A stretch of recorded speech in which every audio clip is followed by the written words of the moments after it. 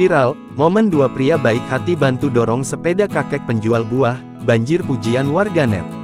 Tengah beredar video yang memperlihatkan aksi saling tolong-menolong terhadap seorang kakek penjual buah viral di media sosial. Video tersebut awalnya diunggah oleh akun TikTok @novi2020, dan telah ditonton lebih dari 1,2 juta tayangan.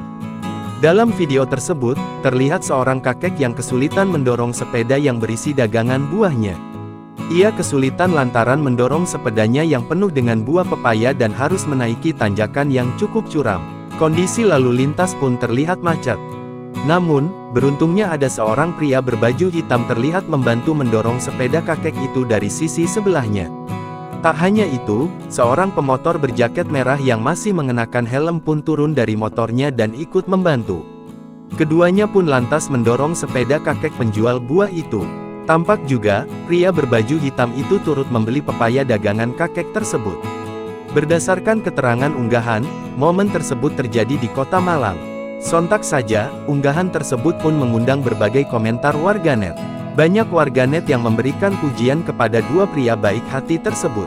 Tak sedikit juga yang mendoakan kakek penjual buah itu agar sehat selalu. Download Tribun X sekarang.